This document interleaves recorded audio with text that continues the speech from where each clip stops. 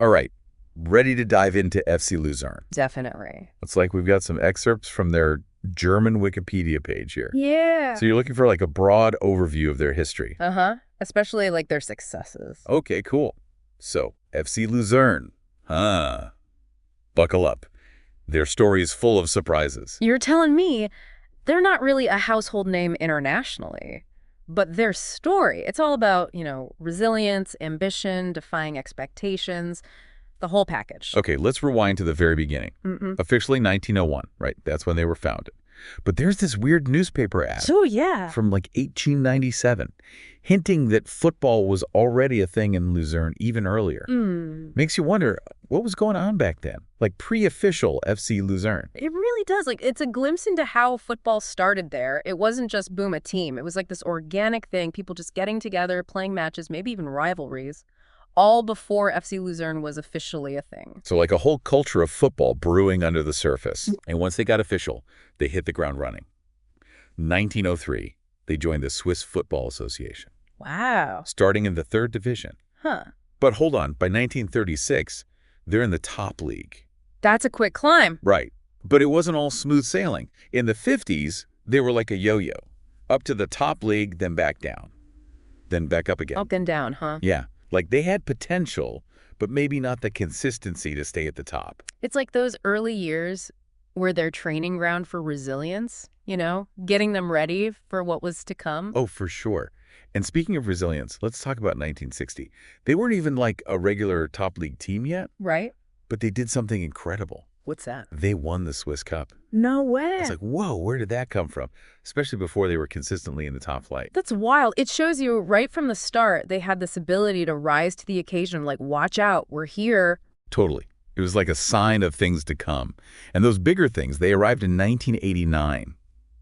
This is a year etched in the hearts of FC Luzern fans. 1989, the year they became champions. Champions. Under Friedel Rausch, this German coach, Wow. they climbed to the top of Swiss football, winning the Swiss championship. It wasn't just a win, it was a statement. They'd arrived. From cup winners to national champions, it's a storybook rise. For real. And they didn't stop there. Just a few years later, 1992, another trophy for the cabinet. Another Swiss Cup win, solidifying their spot as a top team. And then, to celebrate their 100th anniversary in 2001, a friendly match against the Giants, FC Barcelona. Sharing the pitch with Barcelona. Imagine that. What a moment for the players, the fans, everyone. But that same year, there were some hard truths to face, weren't there? Yeah. The celebrations were great, but they were also dealing with money problems. It shows you, right? Success on the field doesn't always mean everything's perfect behind the scenes. It's at that balance, right? Yeah. Sporting success and the financial side, they're intertwined. And these troubles, they led to relegation in 2003. A tough blow. It shows even champions face setbacks. Yeah. But FC Luzern, true to their nature, they bounced back. Oh, yeah. By 2006, they were back in the top league, now called the Super League. That's the spirit. Never give up. And in 2007, talk about a year, they make it to the Swiss Cup final. Wow, again. But a controversial loss. Yeah. Left a bitter taste, I bet. Ouch. And then, to add to the drama, they barely avoided relegation that same year. Talk about a roller coaster. Right. The fans must have been on edge all season. But they kept pushing forward.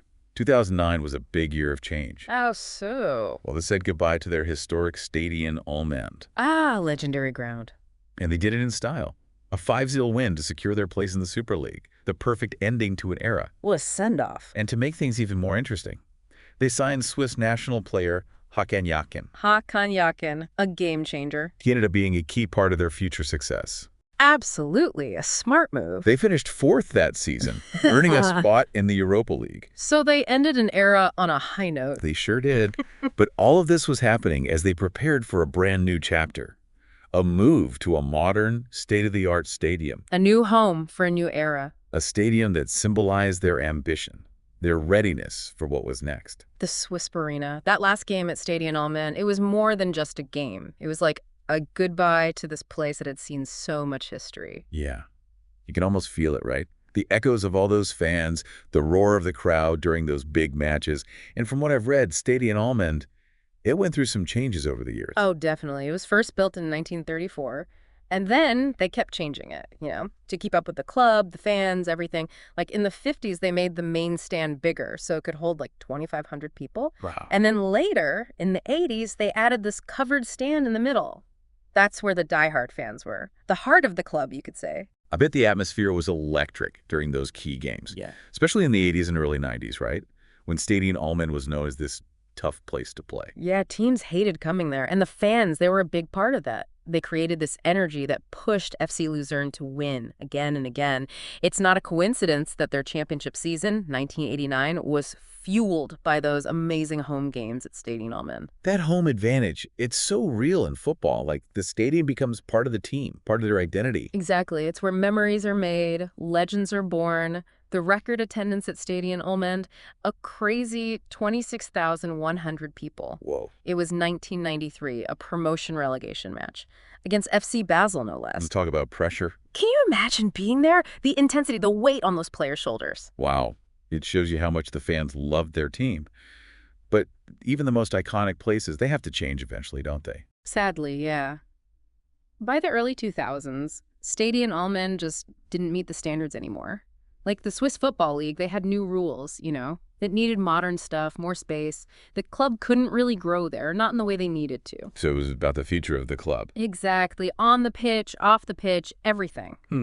And that's when they started thinking about a new stadium, this ambitious project, the Sport Arena Allman Luzern. It was like a vision for a whole new chapter for FC Luzern. And that's how the Swiss Arena came to be, their current home.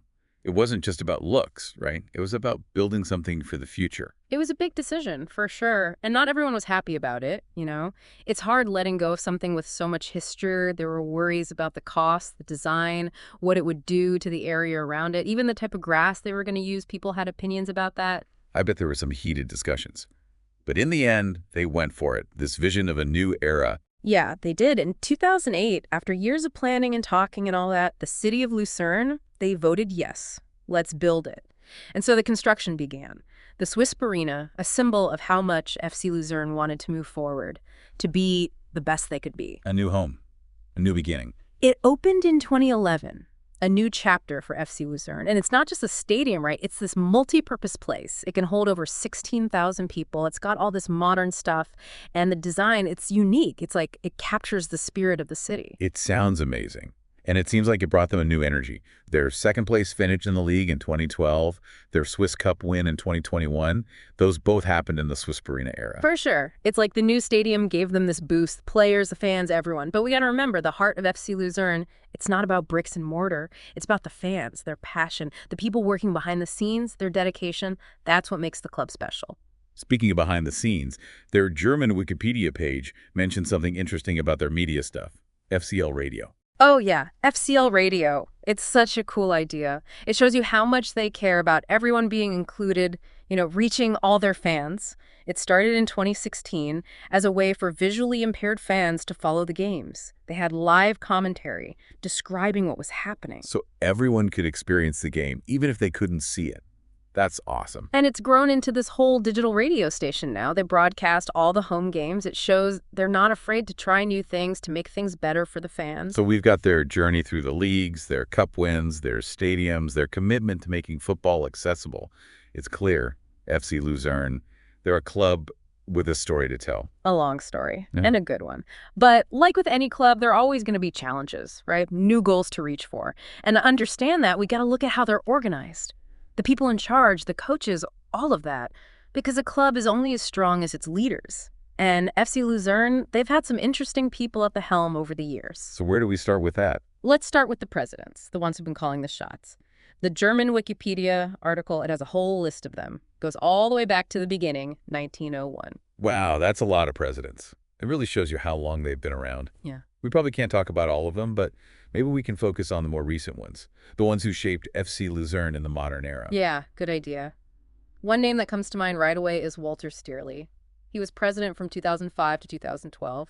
He had to navigate some tough times, relegation, promotion, all that. Sounds like he was the right person at the right time, providing some stability when things were shaky. Definitely. He also got the ball rolling on that Swiss Arena project, a real visionary. And his successor, Mike Hauser, He kept things moving in the right direction. He was president from 2012 to 2013, and then there was Rudolf Steiger from 2013 to 2016. His time was interesting, a mix of success on the field and some big changes behind the scenes. It's fascinating how each president left their mark, right? Guiding the club through different stages. For sure. And it's not just the presidents who matter. You've got the sports chef, the sporting director. That's a crucial role. They're in charge of finding new players, developing the squad, making sure everything's aligned with the club's vision. That's a lot of responsibility, especially for a club like FC Luzern with their ambitions. Tell me about it. One guy who did a great job in that role was Alex Fry. Remember him? Former Swiss national team player. He was sport chef from 2013 to 2015. His experience, his knowledge of the game, it was invaluable during a time when the club was going through some changes. And of course, we can't forget the coaches. They're the ones who put it all together on the pitch, the tactical masterminds. Oh, yeah, the guys on the sidelines. The German Wikipedia article, it has a whole list of them too, going all the way back to 1921, each one with their own style, their own way of doing things. It's like a history of football tactics, all in one place. Some big names in there. Friedel Rausch, the guy who led him to the championship in 1989. And Marat Yakin, he took them to that second-place finish in 2012. Good picks. Rausch, he was known for his tactics, his ability to motivate the players. And Yakin, he brought this attacking style. Really exciting to watch. And then you've got Marcus Babbel. He was there for a while, from 2014 to 2018, the longest tenure of any recent coach. His time at FC Luzern, it had its ups and downs, didn't it? For sure. He got them into the Europa League a few times, but there were also periods where they weren't as consistent. He left in 2018. And that opened the door for Gerardo Sioane. He brought a fresh perspective, a focus on developing young players. It's interesting to see how all these roles, presidents, sport chefs, coaches, they all work together, right? They all play a part in shaping the club. Absolutely. It's like a team effort behind the team. And their stories, they all come together to make this fascinating history of FC Luzern. And let's not forget the players. They're the ones who make it happen on the field. FC Luzern has had some amazing talent over the years. Oh, yeah. From legends like Kubilay Turki and Alexander Frey to more recent stars like Hakan Yakin and Dario Lizcano, they've had some real quality wear that blue and white jersey. Each one adding their own chapter to the story. And it's not just the first team, right? They have a really good youth academy, too. It's produced some top players for Swiss football. Yeah, their youth setup is impressive. It shows you they're serious about developing young players, building for the future, which is good for FC Luzern, but also good for Swiss football in general. It's all about sustainability. Exactly. They're not just building a team, they're building a legacy. Guys like Stefan Lichtsteiner, he even captained the Swiss national team. There's Hermann Schwegler, he played in some of the best leagues in Europe. And Fabian Lichtenberger, he became a legend at Hertha Berlin. All came through FC Luzern's youth system. That's incredible. They must be doing something right. So we've covered a lot of ground here. Their early days, their championship win, the ups and downs, the stadiums, the leadership, the young players coming through. It's clear FC Luzern, they embody what Swiss football is all about. They've got a rich history, passionate fans, a bright future ahead of them, and them qualifying for the Europa Conference League recently.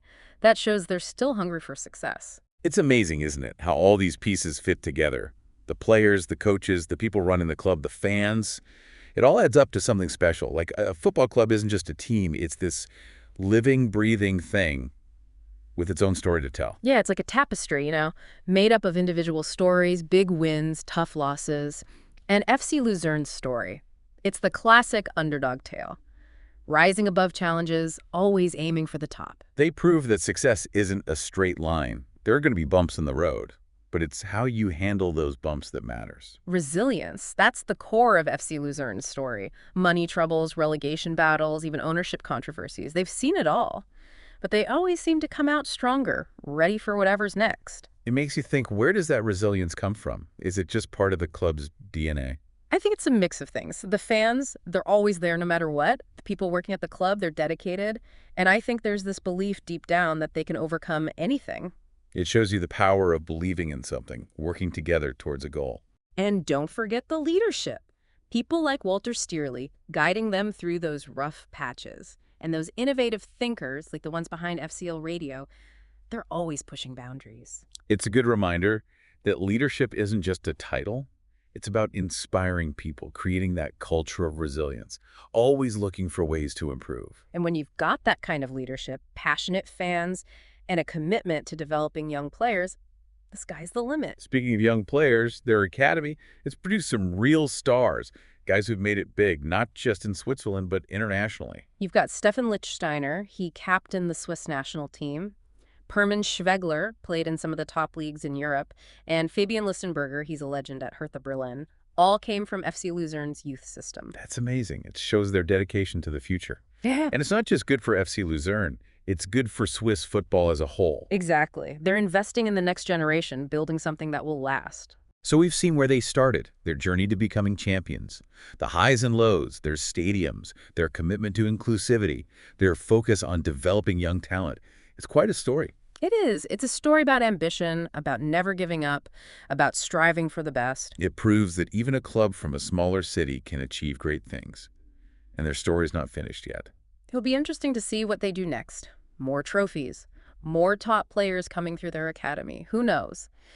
But one thing's for sure, their story reminds us that in football, like in life, anything's possible if you've got the passion, the dedication, and the belief that you can succeed. So to everyone listening, keep an eye on FC Luzern. They might surprise you. You might just witness the next chapter in their incredible journey.